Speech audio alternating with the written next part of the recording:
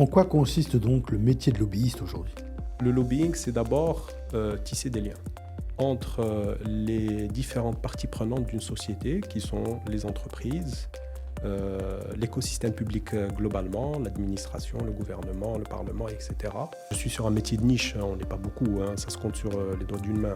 Sur une échelle de 0 à 10, où le 10 c'est le marché américain, le niveau de maturité du lobbying au Maroc. Dans la réalité, on est un petit peu en dessous de la moyenne. Aujourd'hui, j'ai le plaisir de recevoir Hatim Benjelloun, qui est patron d'un cabinet d'influence et de lobbying sur la place nationale, qui est un esprit brillant, qui s'est beaucoup impliqué dans différents sujets, en particulier qui a aussi commis 2 beaux livres, il nous en parlera tout à l'heure, et j'imagine aussi qu'il y en a un 3e dans la tête qui circule depuis quelque temps. Hatim, bonjour. Bonjour Jamel. Merci d'être là aujourd'hui pour ce rendez-vous de Business and Leaders. Il n'y a qu'une seule question que je pose pour ce podcast, c'est qui est Hatim Benjelloun? Ça, c'est une question pour les candidats pour des entretiens d'embauche. Donc, je vais essayer d'être meilleur. Alors, si tu permets, je vais présenter deux facettes, peut-être parmi les centaines qui existent de ma personnalité. D'abord, Hatim, l'intime, qui je suis. Alors, je suis le mari de la pétillante Kautsar et père de la lumineuse Luna, âgée de 4 ans. Alors, je suis quelqu'un de très sensible, on va dire, à la beauté, à l'intensité, à la force des idées. Je suis un rêveur, tout simplement. J'aime bien me décrire comme ça parce que c'est vraiment ce qui me définit au quotidien. Je suis un peu tête en l'air, un petit peu étourdi, très pensif. Je philosophe sur beaucoup de choses. Je peux construire une théorie sociale en observant une saucisse chez le boucher. Et cette sensibilité me donne aussi une sorte ou un niveau de créativité que je trouve, on va dire, intéressant dans plusieurs domaines de ma vie, que ce soit familial, professionnel. Et j'aime écrire, comme tu l'as précisé, c'est une passion. Alors, je ne suis pas écrivain, mais j'aime écrire. J'aime les mots, j'aime les belles phrases, les belles expressions, j'aime la beauté du verbe. Et d'ailleurs, c'est pour ça, j'aimerais aussi, parfois les gens sont un petit peu surpris, je suis un passionné de rap.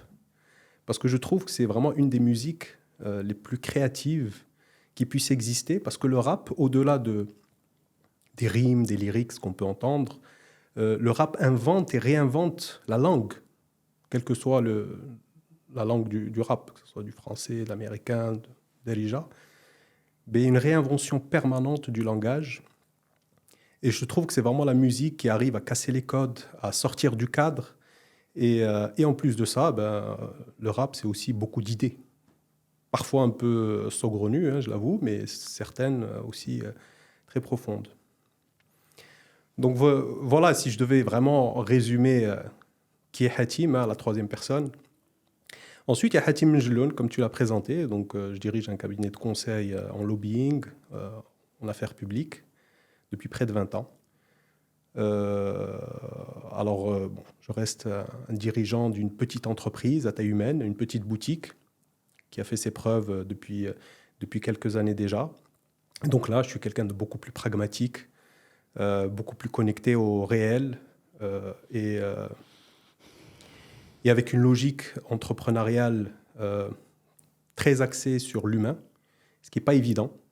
Ça puise beaucoup d'énergie, mais c'est ce qui ça a toujours été mon carburant. C'est finalement, à travers ce métier du lobbying, on aura l'occasion d'en parler un peu plus, c'est d'être en permanence dans la connexion entre les hommes, entre les femmes, les hommes, les institutions et bien sûr les idées.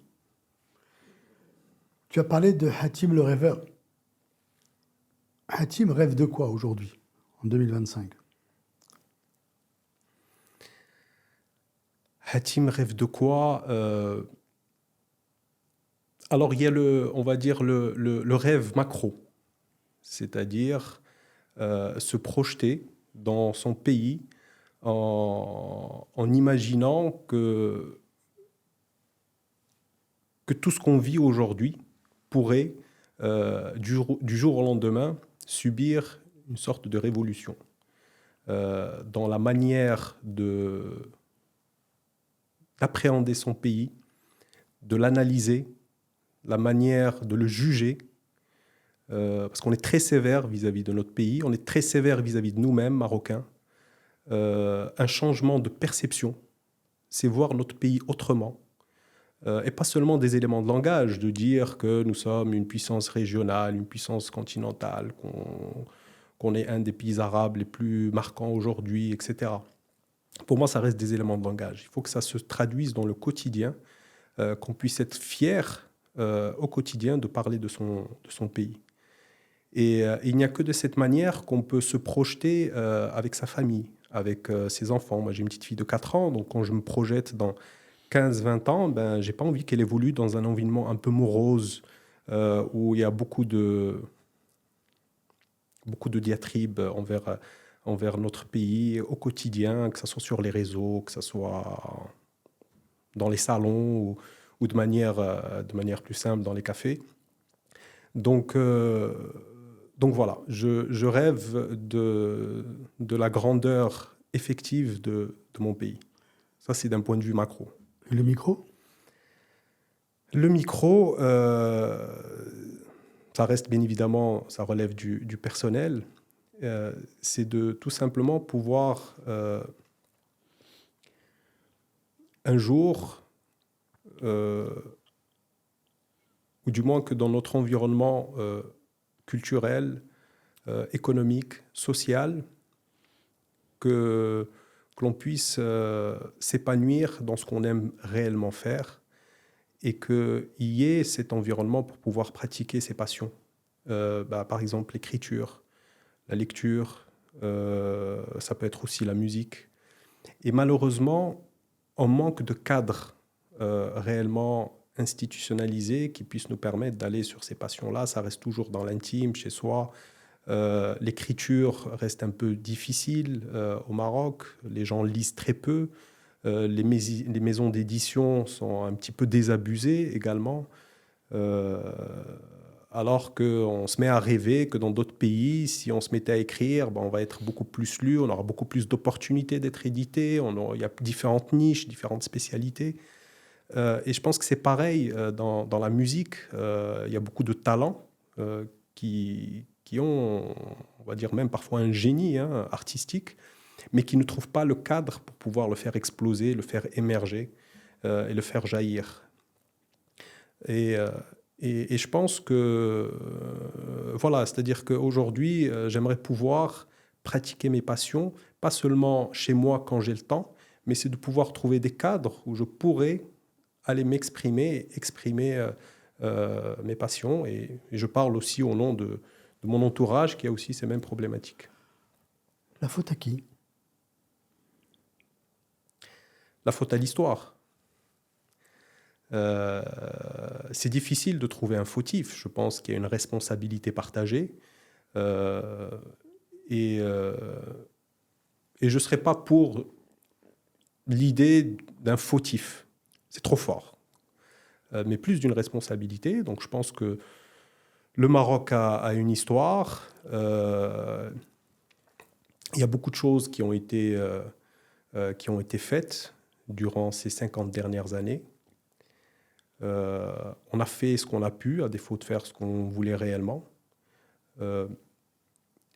Mais je pense qu'aujourd'hui, les gouvernements successifs n'ont malheureusement pas suffisamment mis l'accent sur les domaines de l'humain, un peu trop sur tout ce qui était infra, tout ce qui est visible, tout ce qui peut être palpable. Et je dis rien de nouveau, c'est des choses qui se disent déjà. Mais l'humain, investir dans l'humain, c'est vraiment la chose la plus difficile, mais c'est vraiment un gage de succès sur le très long terme. Est-ce que ça, c'est pas le paiement cash de notre déficit de politique éducative depuis 50 ans? Clairement. l'éducation au sens institutionnel du terme, c'est-à-dire l'éducation nationale. D'ailleurs, je suis beaucoup plus... le terme déjà d'éducation nationale, qui est repris on va dire, du système français, je trouve déjà qu'il dénature la notion même d'éducation comme on veut l'entendre. L'éducation nationale, finalement, étymologiquement, et telle que c'est pratiqué, c'est finalement mettre les citoyens marocains dans un moule, avec un système de pensée, un schéma de pensée bien établi. Ok, si c'est bien fait, ça peut donner ses fruits. Moi, je suis plus pour l'instruction publique. C'est-à-dire qu'aujourd'hui, et peut-être même dans l'histoire, les peuples ont besoin d'être instruits. C'est leur donner les outils pour pouvoir évoluer en société. Être instruit, c'est quoi? C'est savoir lire, compter, savoir raisonner et savoir vivre en communauté. Et ça, ce n'est pas suffisamment inscrit dans les programmes de l'éducation nationale, en France compris. Hein. Donc l'instruction publique, c'est de donner le savoir à la population. Et malheureusement, dans le cas ou dans un autre, le système d'éducation nationale a failli. Mais il existe d'autres champs qui peuvent parfois rattraper. C'est le champ de la culture, de la jeunesse, des centres culturels, les bibliothèques, des centres de loisirs, de musique, de théâtre. Donc même quand on est, peut-être quand le système d'éducation faille, il y a d'autres lieux de sociabilisation et d'autres lieux d'épanouissement et d'autres lieux d'émancipation intellectuelle, artistique, culturelle, etc. Oui, vas-y. Mais j'ajouterais une chose, je pense que ça relève aussi d'une responsabilité collective. Ce n'est pas seulement nos gouvernements qui ont failli, mais c'est tout l'écosystème. Nos entreprises privées aussi ont aussi un rôle à jouer, encore plus aujourd'hui, où l'entreprise n'est plus juste une entité qui s'adresse à un marché.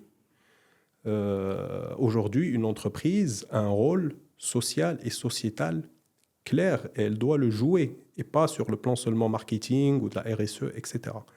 Ils ont un rôle à jouer auprès de leur communauté, c'est-à-dire de leurs salariés et de leurs partenaires. Donc je pense qu'il y a quelque chose à voir aussi sur le plan du secteur privé. Mais justement, est-ce qu'on n'a pas sacrifié 1 à 2 générations, justement, parce que notre système éducatif a failli, que l'écosystème éducatif dans lequel les entreprises ont un rôle à jouer, on a tous failli. Et on a produit aujourd'hui une génération de jeunes qui sont perdus, qui sont en quête de sens. Une partie d'entre elles est venue nous dire que, notamment la Gen Z, qui est venue nous dire qu'aujourd'hui elle voulait sa place autour de la table, l'éducation, la santé, la lutte contre la corruption. Donc, est-ce que quelque part on est vraiment passé à côté de l'écoute de cette jeunesse? Je pense qu'il faut beaucoup de recul pour analyser ce fait. Il faut peut-être, on en saura plus peut-être dans une 50aine d'années, vraiment. Mais la génération Z est peut-être venue tout simplement exprimer ce que les 26 autres lettres n'ont pas pu exprimer.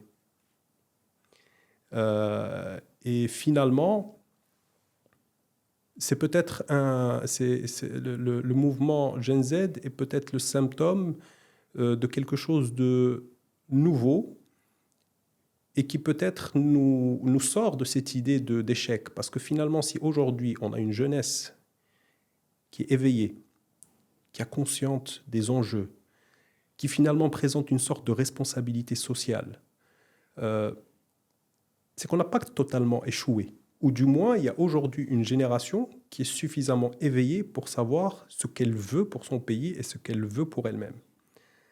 Ce qui n'était peut-être pas le cas des autres générations, peut-être un peu plus taiseuses, un peu plus discrètes. Mais il est difficile de globaliser, de venir dire qu'il y a eu une faille sur ces 50 ou 70 dernières années. Je pense qu'il y a des moments, il y a des pics, des pics de bonnes choses. Et parfois, il y a, on va dire, un vide qui empêche justement qui empêche la machine d'avancer à la vitesse nécessaire. En t'écoutant, j'entends que peut-être que cette génération a plus de courage d'exprimer ou de s'exprimer que les anciennes générations.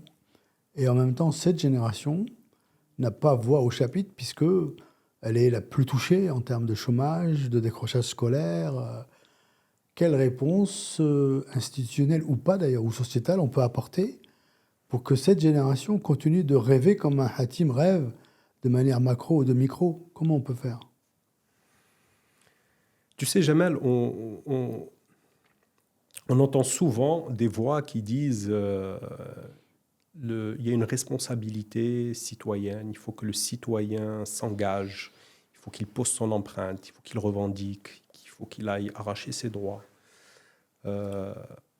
Ok, c'est vrai, mais je ne pense pas que ça soit de la responsabilité du citoyen, je pense que c'est une sorte de facilité intellectuelle. Le citoyen, si les institutions publiques ne lui donnent pas les outils et un cadre pour pouvoir s'exprimer, pouvoir s'engager, ça ne peut pas fonctionner. Donc la responsabilité, dans tous les cas, relève de nos institutions publiques et de nos gouvernements.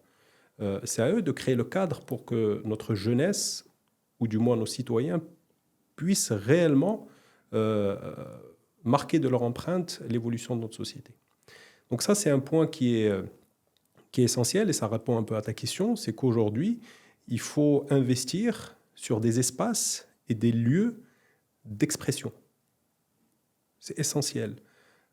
Cette jeunesse n'est pas là pour construire des programmes politiques ou construire des politiques publiques. C'est pas, je pense que c'est pas ce qu'elles cherchent d'ailleurs, hein. Et elles n'ont pas les attributs pour ça. Mais par contre, il faut qu'elles puissent s'exprimer régulièrement et dans des lieux, on va dire, institutionnalisés, qui fonctionnent bien, bien gérés, etc. Donc aujourd'hui, la responsabilité du gouvernement, c'est tout simplement d'avoir peut-être délaissé l'espace social au sens global du terme, parce que souvent le social, on a l'impression quand on parle social, on parle d'œuvres sociales, on parle de défavorisés, on parle de politique sociale, de subventions, etc. Non, l'espace social, c'est l'espace de la communauté où tout le monde doit pouvoir s'exprimer de manière égale. Et pour ça, il y a les maisons de quartier, les espaces culturels. Encore une fois, j'insiste, on manque de bibliothèques, on manque de programmes qui poussent la jeunesse à s'intéresser à tout ce qui est culture, avec bien évidemment toute la technologie qui existe. Hein. Quand on parle de culture ou d'écriture ou de lecture, ça peut être complètement digitalisé, il peut y avoir des centres technologiques. Donc voilà, donc je pense que lorsqu'on laisse un peu l'espace social en mode friche, à un moment donné, les voix se lèvent de manière un peu chaotique et désorganisée. Revenons à ton identité professionnelle. Ça fait 20 ans que tu opères dans le milieu de l'influence et du lobbying. Est-ce que déjà aujourd'hui le métier d'influence et de lobbying est quelque chose de, comment dirais-je, d'intégré dans la dynamique économique marocaine, ou est-ce qu'on est encore dans les balbutiements alors que d'autres pays c'est totalement installé, intégré? Bon, je dirais que, de manière très schématique, je dirais que ça reste embryonnaire. Depuis Covid, il y a quand même une prise de conscience. Les entreprises, ou du moins les secteurs d'activité dans le secteur privé, ils ont compris que, quand il y a eu Covid, ils ont compris qu'il y avait une rupture totale entre le monde de l'entreprise et le secteur public. Donc, lorsque les entreprises allaient plaider leurs difficultés pendant le Covid, ils se rendaient compte que ça ne marchait pas. Et je parle de grandes entreprises, hein, qui ont leur relais, qui ont leur carnet d'adresses, etc. Et que l'administration, que l'écosystème politique, les gouvernements, il y a des codes, il y a des manières de procéder, il y a des méthodes, et que ça nécessite de l'organisation, de la structure, de l'anticipation. Et que finalement, si on ne crée pas des passerelles permanentes entre le monde de l'entreprise et le secteur public, quand il y a un problème, il n'y a pas les canaux de communication efficaces. Et ça a changé, parce que peut-être qu'il y a quelques années ou il y a quelques décennies, tout pouvait se régler parfois par des coups de téléphone, avec un bon réseau, mais ça ne fonctionne plus du tout comme ça. En quoi consiste donc le métier de lobbyiste aujourd'hui? En 4-5 axes clés. Alors, je vais tenter de ne pas être technique, mais le lobbying, c'est d'abord tisser des liens.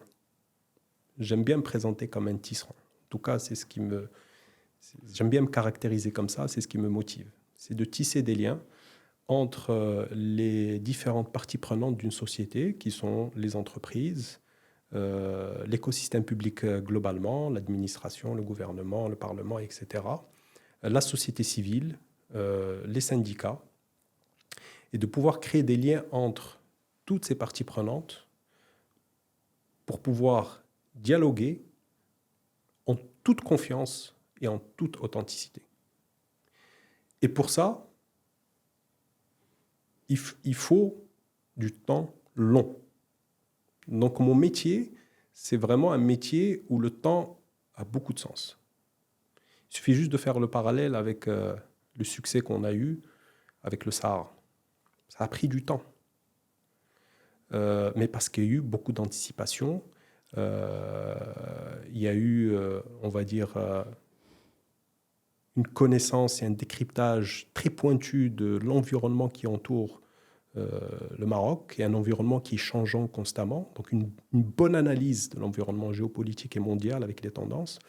Donc c'est la même chose dans le métier. C'est un métier de temps long. Je suis très mauvais lorsqu'on vient me dire j'ai une problématique très court terme, il faut me régler un problème réglementaire, normatif, etc. Il faut le régler dans 3 mois, 4 mois. Je ne sais pas faire. En tout cas, je ne suis pas très bon.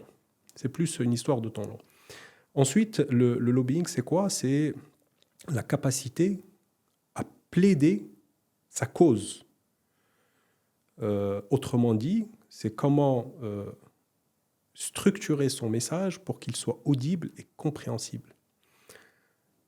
Tu sais, il y a ce qu'on appelle, je ne sais plus qui a théorisé ça, ce qu'on appelle la malédiction du savoir.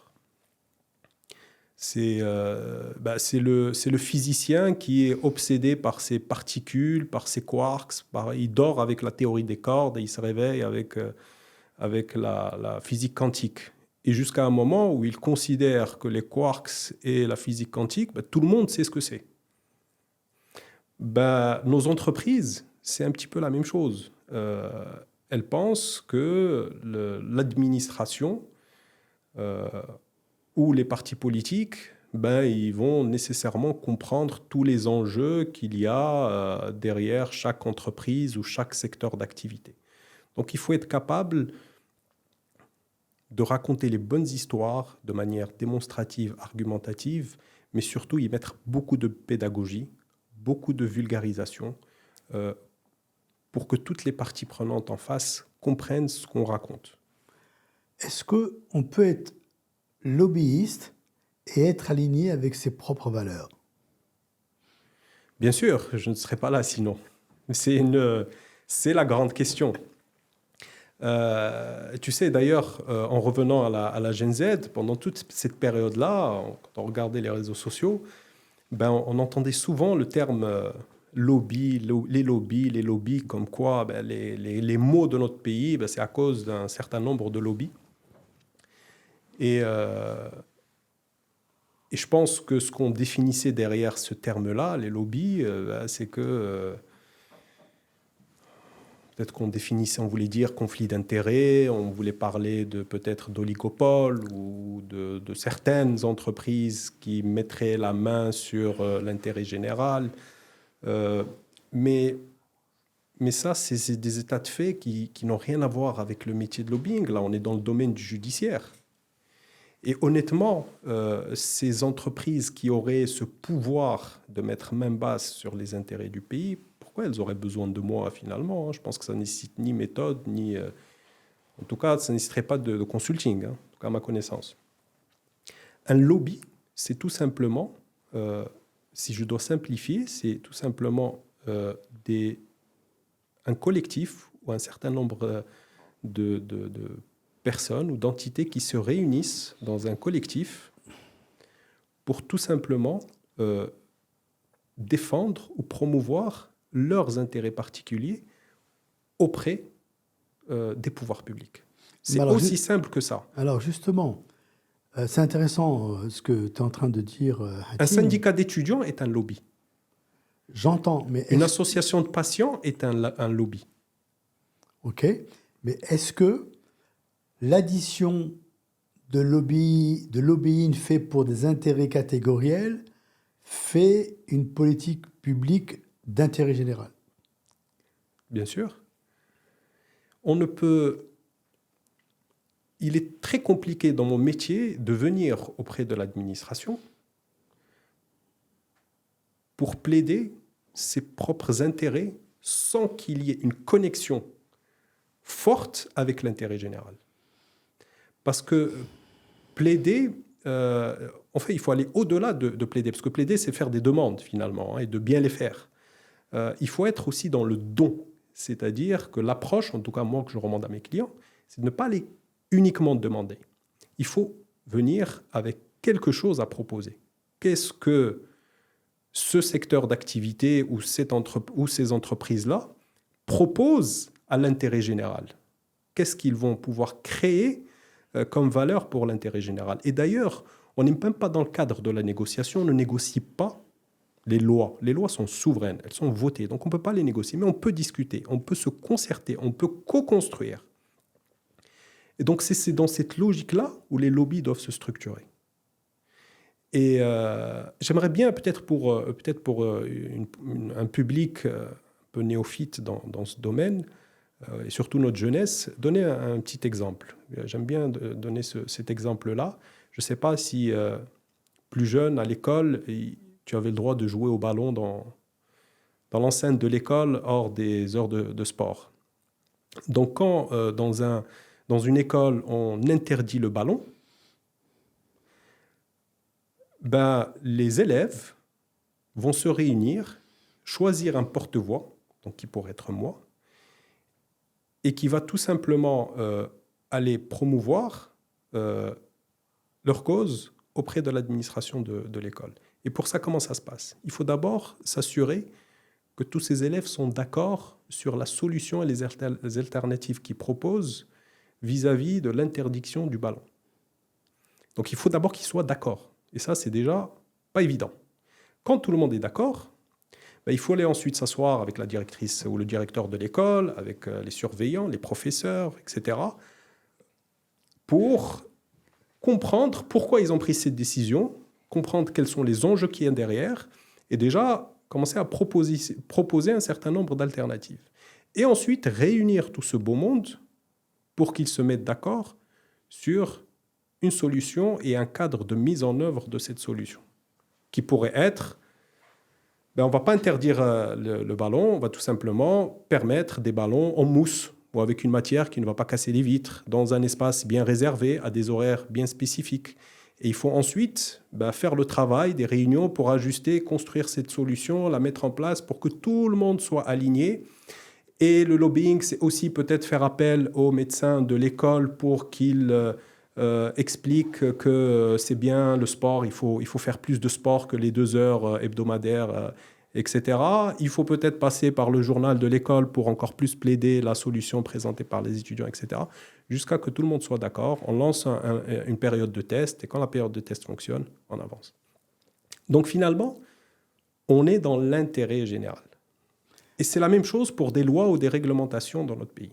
Alors justement, depuis 20 ans que tu opères dans ce métier, comment a évolué le niveau de réceptivité de notre administration à des cabinets comme les tiens? Remarquable, vraiment. Et je peux même te sortir des citations où parfois l'administration nous demandait de se regrouper demandez aux entreprises, mais regroupez-vous et faites du lobbying pour que votre mesure passe. Parce que nous-mêmes, administration, cette mesure, on la réclame depuis des années. Donc l'administration, alors je parle de l'administration de manière globale, alors après les individus, chacun a sa perception, chacun va te percevoir d'une manière ou d'une autre, mais l'administration est très demandeuse de connaissances, de contenu, d'approches qui soient structurées. Quand ils reçoivent un courrier bien rédigé, avec une demande bien claire, orientée, solution et non pas on est là pour se plaindre. Quand ils reçoivent un document dans notre jargon, un position paper ou un recommendation paper ou un livre blanc réalisé de manière concertée, simple à comprendre, pédagogique, l'administration est demandante. Ils reçoivent ça, ils vous appellent, ils vous disent on s'assoit, on discute, est-ce que vous avez d'autres éléments à nous apporter, etc. Parce qu'on alimente leur propre réflexion. Très bien. Sur un marché comme celui du Maroc, il y a combien d'acteurs dans le lobbying ? Je suis sur un métier de niche, on n'est pas beaucoup, ça se compte sur les doigts d'une main. D'accord. Donc, OK. Et qui initie la démarche vis-à-vis d'un cabinet comme le tien ? Est-ce que c'est le CIO ? Est-ce que c'est une association professionnelle ? Comment ça se passe ? Alors, pour les entreprises marocaines, c'est souvent le CIO. Et qui va faire appel à mon cabinet, soit à titre d'entreprise individuelle, soit dans le cadre d'une association professionnelle, d'une fédération où l'entreprise est active. Mais c'est souvent au sommet de la pyramide. Pour les multinationales, ce sont des directeurs des affaires publiques, directeurs des relations gouvernementales, des relations institutionnelles, où leur seul rôle dans l'organisation, c'est de gérer les relations entre l'entreprise et son environnement institutionnel et l'environnement public de manière générale. Tu as parlé tout à l'heure que l'efficacité d'une mission de lobbying, elle est inscrite dans le temps long. La durée moyenne d'une mission. Moyenne 3 ans. Quand même. Oui. Vous savez, même lorsque tout est ouvert, il n'y a quasiment aucun blocage, on va dire, sur le plan politique ou sur le plan idéologique. L'administration te dit, top, ta proposition, ton projet tient la route, ça nous intéresse, etc. Les mécanismes de mise en œuvre prennent du temps. Et encore plus que ça, on peut avoir des accords de principe très rapidement. Et en fait, dès qu'on arrive au moment de la décision, au moment des signatures, là, les difficultés commencent. Il y a des angles morts qu'on ne voyait pas. Il y a parfois une sorte de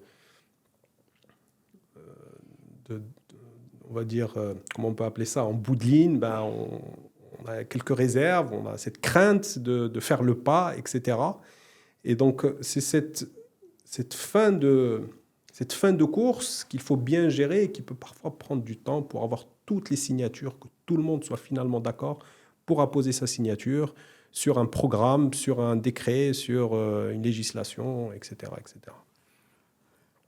Sur une échelle de 0 à 10, où le 10, c'est le marché américain, le niveau de maturité du lobbying au Maroc?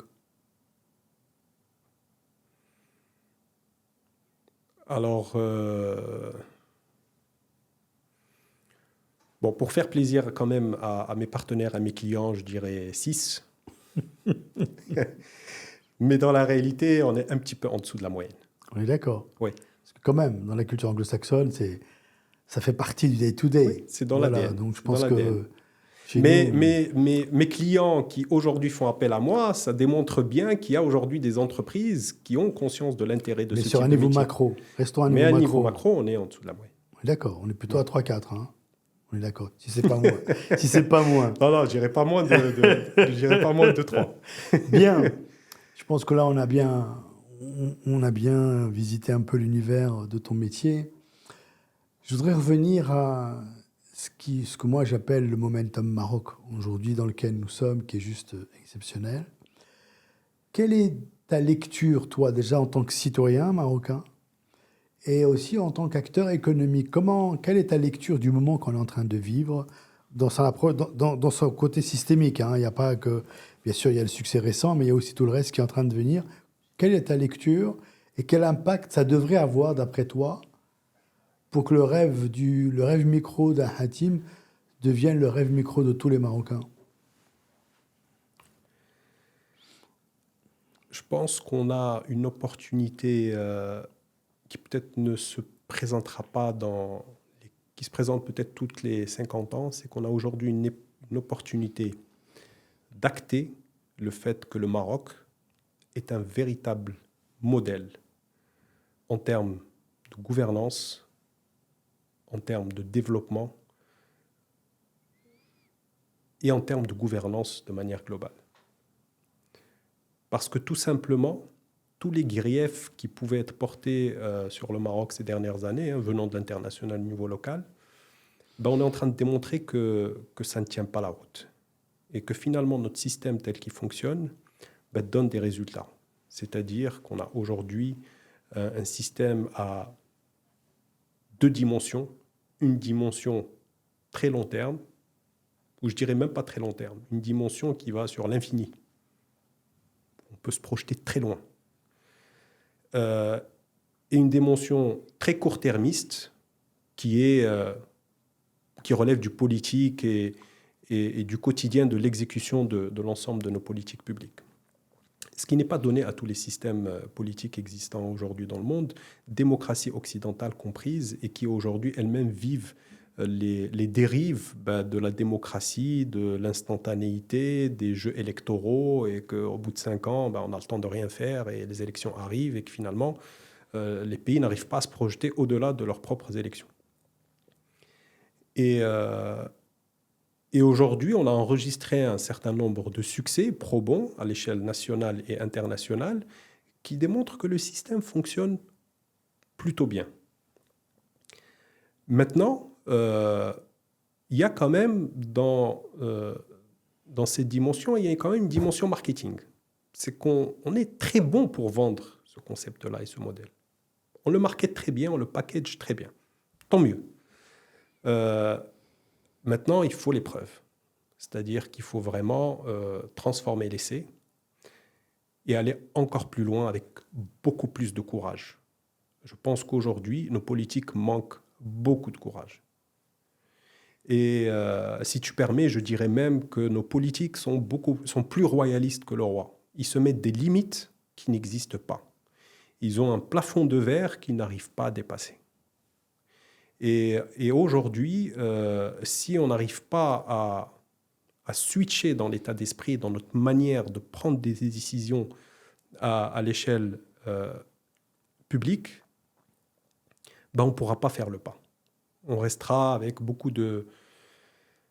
vous savez, c'est l'image où on avance, mais on avance avec des roues carrées. Ça prend du temps.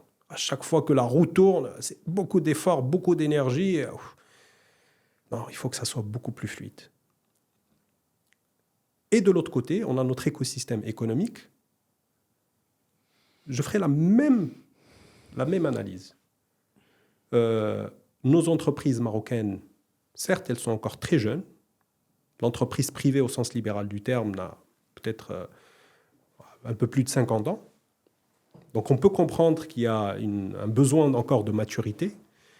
Mais aujourd'hui, nos dirigeants économiques doivent aussi changer d'état d'esprit. On ne peut pas continuer à concevoir l'économie marocaine et le tissu industriel, le tissu économique, de manière aussi court-termiste, avec parfois presque une logique permanente de rente, c'est-à-dire quel est le business qui va pouvoir me rapporter de l'argent sans aucun effort et sans aucune prise de risque. Ce n'est pas possible. Il faut que nos entrepreneurs acceptent de prendre des risques. Et sur 10 tentatives, il y en a peut-être une qui va vraiment ça va être le gros lot. Et il faut arrêter de penser court à on doit s'exporter, alors on s'exporte juste en Afrique. Parce que c'est le plus proche, c'est le continent, Non. Pourquoi un dirigeant d'entreprise où son business fonctionne bien, son modèle est successful au Maroc et peut-être dans certains pays africains, pourquoi il ne penserait pas Europe, États-Unis, Amérique du Sud? Pourquoi il n'irait pas plus loin en termes d'export, d'expansion? Quelles sont les contraintes réelles au-delà des contraintes vraiment psychologiques? Pourquoi les Turcs y arrivent? Pourquoi un Turc n'a pas peur de l'Europe? Et je pense que c'est une question d'ambition, de mindset et de culture d'entreprise. Et ça, il faut également un switch rapide dans l'état d'esprit de nos dirigeants. Mais est-ce que le point commun entre les dirigeants politiques ou les dirigeants, entre guillemets, économiques, au-delà du plafond de verre ou de l'inhibition qu'ils peuvent se donner eux-mêmes, est-ce que c'est tout simplement pas un problème de leadership et de compétences? Parce que on a davantage de gens qui sont des commerçants plus que des entrepreneurs. Tout à fait. Est-ce que c'est pas ça l'enjeu véritable pour nos dirigeants politiques et économiques, d'avoir un véritable leadership authentique et patriote qui prennent des risques et qui va au-delà et qui projette le pays? Est-ce que c'est pas ça le vrai sujet? C'est clairement le sujet. Quand je parle de mindset et de culture d'entreprise, c'est ça finalement. On ne peut pas aujourd'hui, dans l'environnement actuel, et quand on parle aujourd'hui quand on dit aujourd'hui, on est déjà demain, très loin, parce que ça va très vite. On ne peut pas continuer à faire fonctionner une entreprise de manière pyramidale, qui offre un certain confort managérial, et cette structure pyramidale ne fonctionne que dans une logique de rente.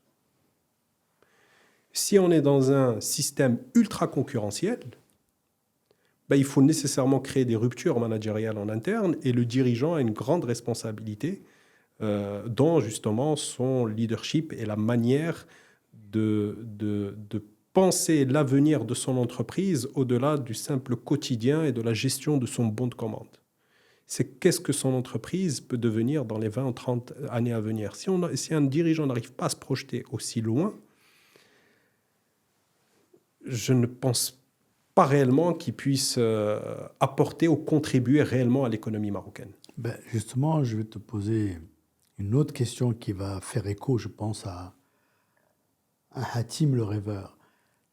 Si je te dis que nos dirigeants, quels qu'ils soient, savent faire de l'argent, mais ne savent pas produire du sens. Or, c'est le sens qui nous projette vers le futur. Qu'est-ce que tu réponds à ça? C'est ce que je pense que j'ai commencé ma phrase, ma présentation dès le début, et je l'avais préparé parce que c'est un point essentiel pour moi, c'est la force des idées. Les idées, on va dire, c'est l'ADN indélébile de notre humanité. Ce sont nos convictions, nos engagements, nos valeurs, nos failles aussi, nos erreurs, c'est notre expérience. C'est ça la force des idées et la beauté des idées. Et pour être plus concret dans le monde de l'entreprise, c'est très simple. Aujourd'hui, une entreprise, elle va investir énormément dans des formations pour ses salariés sur des choses souvent très techniques. Et de temps à temps, on va faire un peu de leadership pour les managers, etc. Et encore, c'est pas suffisant. Alors qu'aujourd'hui, et surtout dans l'environnement marocain, il faudrait investir dans des formations en philosophie, en sciences sociales, en sciences humaines, en littérature, en écriture. C'est comment ouvrir l'esprit aux ressources dans une entreprise pour qu'elle puisse rêver. On ne rêve pas avec du technique. Il n'y a pas plus blasant que d'ailleurs, je dis souvent, la créativité s'arrête quand l'expertise commence.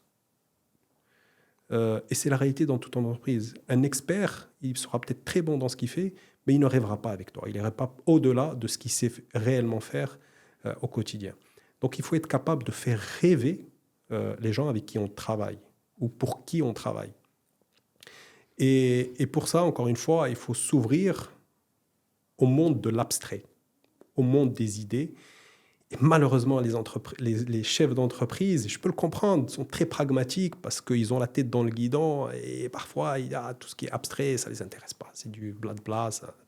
Et non, si on n'arrive pas à se connecter un peu ce qui est un petit peu abstrait, qui relève du sens, ben on ne peut plus rêver. Alors justement, avec le dividende démographique que nous avons, c'est-à-dire à peu près 40% de la population qui a moins de 35 ans, qui se retrouve déjà en masse dans les entreprises, avec des dirigeants qui ne sont que dans le pragmatique, avec un personnel politique qui n'est absolument que dans l'immédiateté et qui n'est pas du tout dans une démarche prospectiviste, comment on va recoller les morceaux? Et surtout, à l'échéance électorale future, comment penses-tu que ces acteurs ou ces parties prenantes doivent réagir pour nous donner un vrai projet de société future?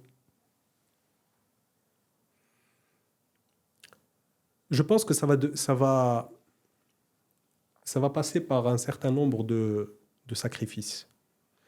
C'est-à-dire que le monde tel qu'il évolue en ce moment, notamment avec l'IA, ben, il y aura de la casse. Et on s'en rendra compte pas de manière instantanée, mais Est-ce qu'on peut dire qu'il y aura de la casse ou il faut qu'il y ait de la casse? Il faut qu'il y ait de la casse. Voilà. Il faut qu'il y ait de la casse. Et aujourd'hui, il faut se rendre compte que, justement, vu qu'on a aujourd'hui des outils puissants qui peuvent nous aider au quotidien à gérer beaucoup de choses, si en parallèle, on n'investit pas dans l'humain et justement dans les valeurs, dans le sens et dans les idées, ben on va se faire bouffer par l'IA. Et ça risque de casser très rapidement un certain nombre de fondamentaux qui sont très bien ancrés dans beaucoup de grandes entreprises marocaines.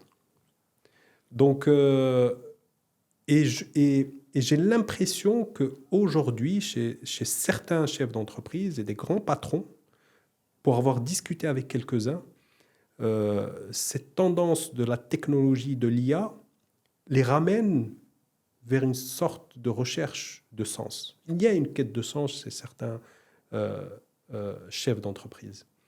Et je le vois, mais ça reste encore très marginal. Donc, je pense que les grands changements ne passent que par un petit peu de casse et qui, j'espère, cette casse donnera l'opportunité à de nouveaux acteurs émergents, des plus petits aux plus grands, qui vont pouvoir peut-être venir supplanter peut-être une économie qui est devenue un petit peu obsolète. Quelle a été la genèse d'écrire ton premier livre? Et pourquoi? Parce que c'était un rêve. C'était un rêve d'enfant, parce que même enfant, j'ai dû écrire 2 ou 3 livres, certainement sans queue ni tête, mais que je garde toujours en souvenir, avec beaucoup de plagiat aussi. Quand on est enfant, on lit des choses intéressantes et on a envie de les recopier. Et il est arrivé un moment donné où j'avais besoin d'exprimer tout ce monde un peu complexe, paradoxal, contradictoire, tous ces nœuds que j'avais dans mon esprit, et de les mettre sur le papier. Et c'est pour ça que j'ai sorti mon premier ouvrage qui s'appelle « Le Maroc, c'est l'autre », en m'inspirant de l'enfer, c'est les autres, chez Sartre, de Sartre, et qui en fait, l'idée, c'est que on a souvent tendance à juger le Maroc et à avoir une perception sur le Maroc en créant une distance avec ce propre Maroc, comme si on n'en faisait pas partie. L'enfer, c'est les autres. Mais nous, quel est notre rôle dans cet état de fait et cet environnement qu'on juge si sévèrement? On fait partie de cet environnement. Donc finalement, lorsqu'on critique notre pays, et parfois à tort, et parfois à raison, c'est de nous qu'on parle. Et c'est un peu ce que j'ai essayé d'écrire dans ce livre, dans ce premier livre, « Le Maroc, c'est l'autre ». C'est une sorte d'essai avec des pensées sur le plan social, politique, institutionnel, de manière un peu lyrique dans le style d'écriture. Et voilà, donc ça a été mon premier ouvrage qui est tombé en plein Covid. Et j'en ai profité, je n'ai pas pu donc l'éditer parce que c'était le Covid, donc je ne pouvais même pas l'imprimer. Je l'ai sorti en version digitale, avec une version gratuite en forme de don. Tous ceux qui mettaient un don, je leur envoyais la version. Et j'étais très content des résultats de cet ouvrage, j'en suis assez fier. Revenons sur l'idée principale de ce que j'entends à travers ton propos. Le Maroc, c'est l'autre. Est-ce que, quelque part, c'est pas la déresponsabilisation individuelle, finalement, parce que l'approche sartienne, elle est là. C'est que Mchaliya Tobis, Tahliya El-Kas. Est-ce que c'est pas ça, effectivement, le vrai sujet? C'est clairement ça. C'est clairement ça. Et oui, en fait, j'ai beaucoup d'idées sur ce sujet de déresponsabilisation et j'ai des idées très contradictoires.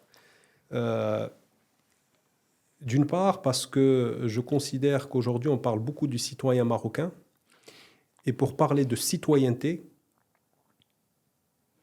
on doit nécessairement parler de responsabilité. On ne peut pas être citoyen sans être responsable, à tous les échelons.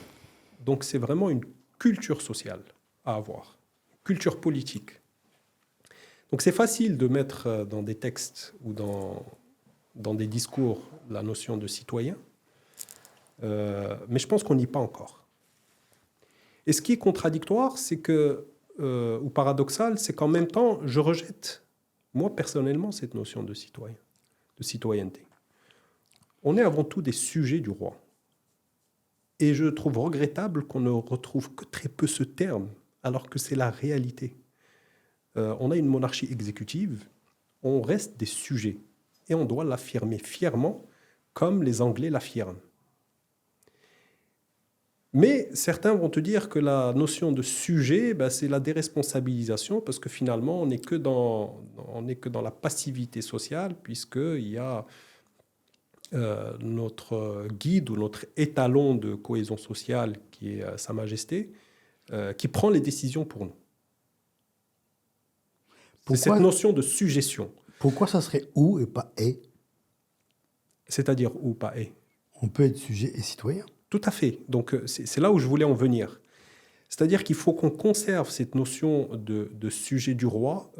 Autrement dit, on fait partie d'un système et on est chacun est le maillon de ce système-là.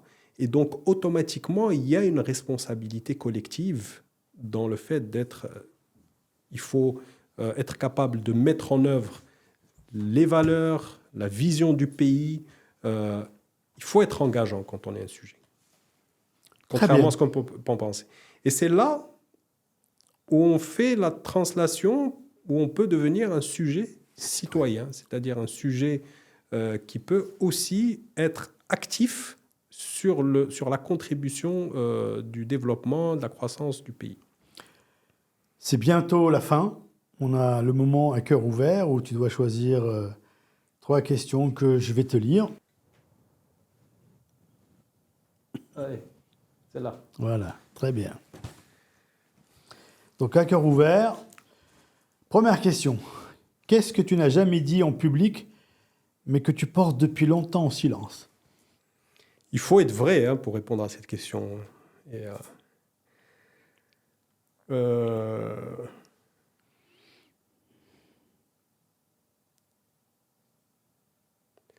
je vais rester sur le monde professionnel,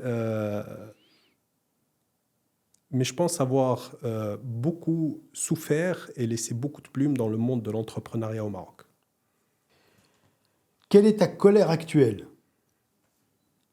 Ce qui est intéressant, c'est que cette question, elle revient souvent avec mes invités, alors que c'est toujours tiré au hasard. C'est incroyable, hein? L'univers. Hein? Ma colère actuelle,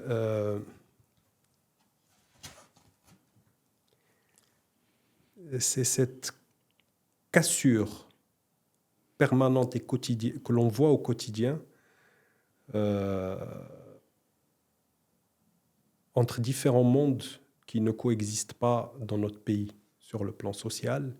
Et ça me crée une frustration, une colère au quotidien, parfois même de la culpabilité en me disant est-ce que Hatim, est-ce que tu es réellement connecté à la réalité marocaine? Est-ce que tu comprends réellement le Maroc, ce qu'il est, comment il fonctionne? Et j'ai une sorte de colère contre moi-même, peut-être qu'avec le temps et peut-être inconsciemment, de s'être complètement déconnecté de ce qu'est réellement le Maroc et les Marocains. Quel moment de ta vie a tout changé sans que tu ne le saches sur le moment? Ben, c'est la naissance de ma petite fille. Voilà, parce que je ne pensais pas que l'impact allait être aussi grand. Quand un bébé naît, finalement, le lendemain, on se remet à travailler, on se retrouve dans son quotidien, avec bien évidemment des nouveaux petits tracas du quotidien avec un bébé. Euh, mais progressivement, j'ai vraiment ressenti qu'intérieurement, j'ai changé ma manière de voir le monde, ma manière de se projeter, ma manière de vivre la famille, de vivre mon métier. Ma manière de pratiquer mon métier a elle-même changé depuis la naissance de ma petite fille. La chance quand on gère la conversation, c'est qu'on peut prendre une question aussi. Et donc, la mienne, c'est si tu pouvais parler à l'enfant que tu étais, que lui dirais-tu aujourd'hui? Cool, reste tranquille, tout va bien se passer dans le futur. Magnifique. Est-ce qu'il y a quelque chose que tu aurais envie de dire que tu n'as pas dit pour clôturer cette conversation? Ben, j'aimerais quand même passer un message à notre jeunesse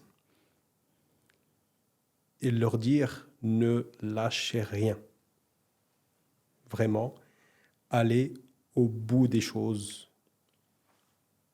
Ne tombez pas dans le piège de la superficialité, de voir les choses en surface. Allez au bout des choses, allez en profondeur.